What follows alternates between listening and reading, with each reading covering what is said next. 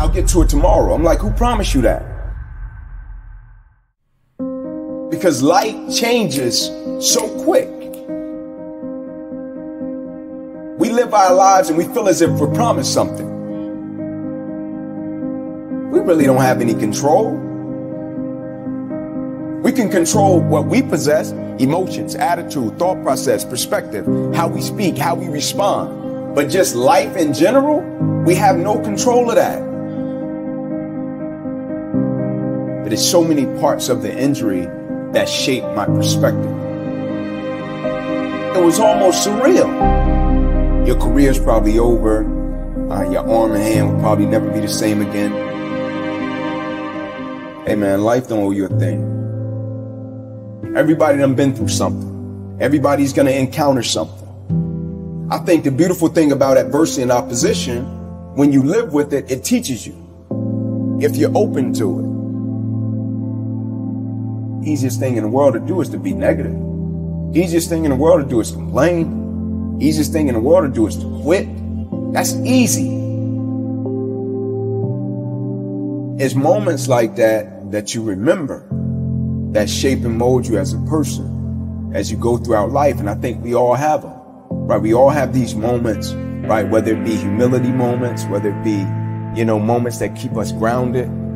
It's just we choose sometimes to forget it. And for all of us, we're going to encounter those defining moments in our lives, right? To where it's going to hurt. It's always a lesson. It's always a blessing. It's up to us to extract it. Attitude drives performance.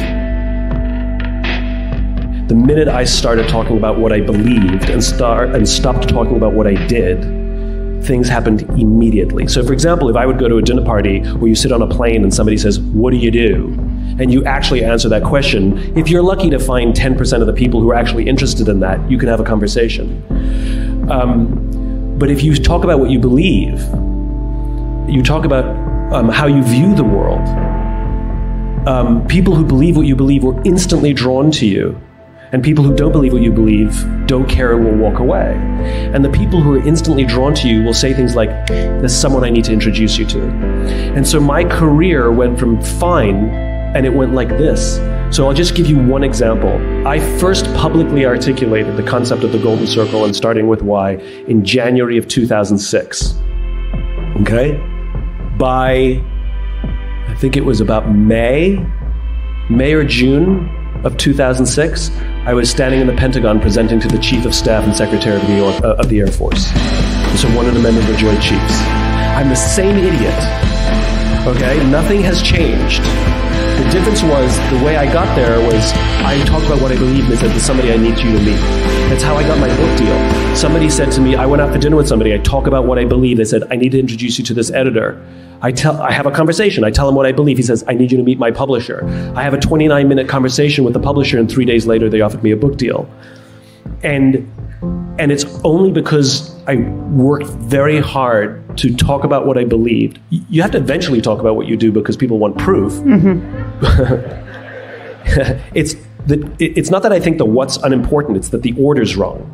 People talk about what they do, they talk about how they do it, and they rarely talk about what they believe. I talk about what I believe, how I do it, and then I'll tell you about what I do. So, and the order matches the biology of human decision making, which is why it works. And I come into my junior year, and I'm about to get exactly what I want. About to get this thing called NFL. And I'm 10 games away from this dream that I wanted my whole life, right? This thing that I've been working for my whole life. My whole life is dedicated to this one game. I'm up Saturday mornings, 4 o'clock, 5 o'clock in the morning. 2 miles to a fire station, 2 miles back home. I'm in the park, 9:30, 10 at night, doing everything in my life surrounded the game of football. I'm sitting at home at night. I'm throwing balls up to the ceiling, and I'm catching them different type of ways, trying to see if a receiver was to check me, if I wanted to catch an interception. Like, everything revolved around this game, and I finally get in the position in my life to where now I'm 10 games away from it. I got the paperwork that states I'm about to be an NFL draft pick. NFL on top of the paper. Inky Johnson projected top 30, automatic multi-millionaire. Now all you have to do, the hard part's over. Just play the next 10 football games, Ink. You made it. And I go out in a silly game against Air Force, 2 minutes left, and I go to make a tackle that I can make with my eyes closed. And I hit this guy, and as soon as I hit him, I knew it was a problem, but I didn't think it would be this type of problem. Like, you know how when things happen, you're like, I didn't expect that, but I don't think it's going to be anything too crazy. And when I hit him, every breath in my body left. My body goes completely limp. I fall to the ground. I blacked out. My eyes open. I'm still not, too concerned because it's football. I told Pastor, I never thought about a career ending. I have injuries within the game.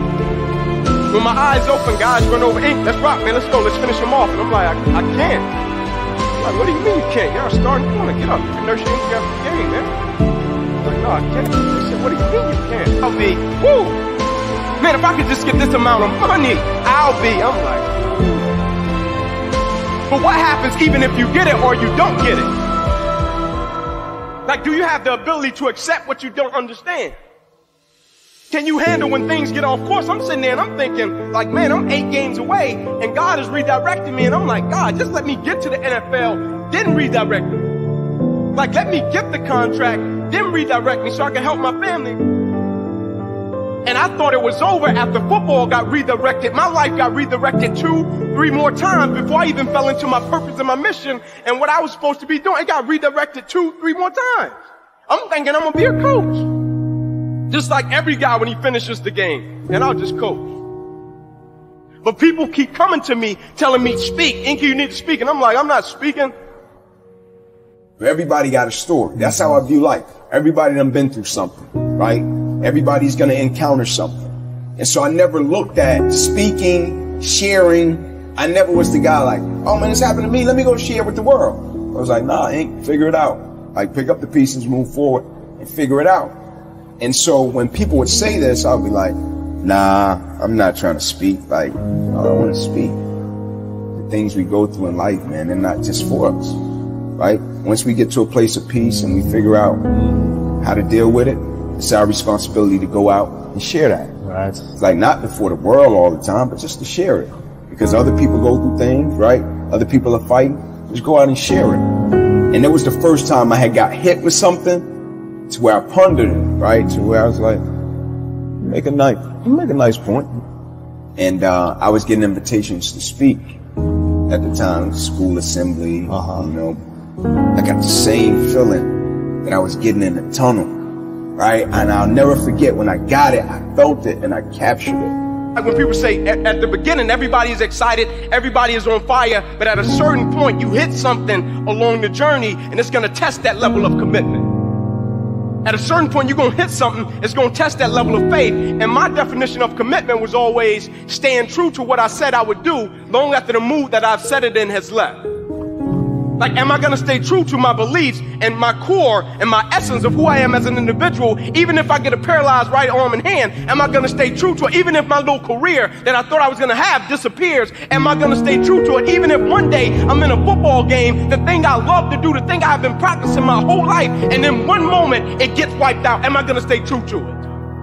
Because depending upon if I'm going to stay true to it, a lot of other people's belief in their Christian journey is predicated upon that and my belief in my Christian journey. In other words, I've seen a lot of other people say, Inky, I want to give my life to Christ, not because of something that happened with me, but because of something I've seen happen to you. And so when ESPN comes to me and say, Ink, you wouldn't be in the NFL right now? I'm like, if you only knew.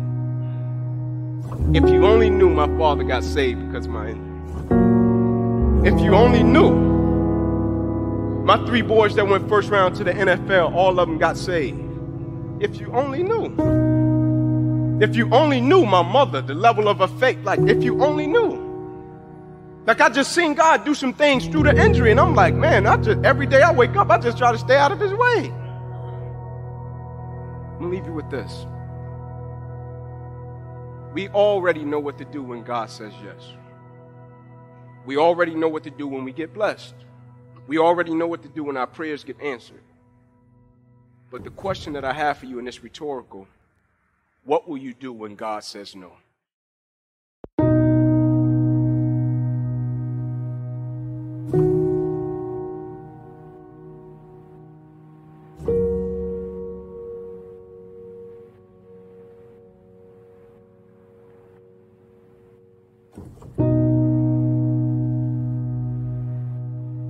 soon.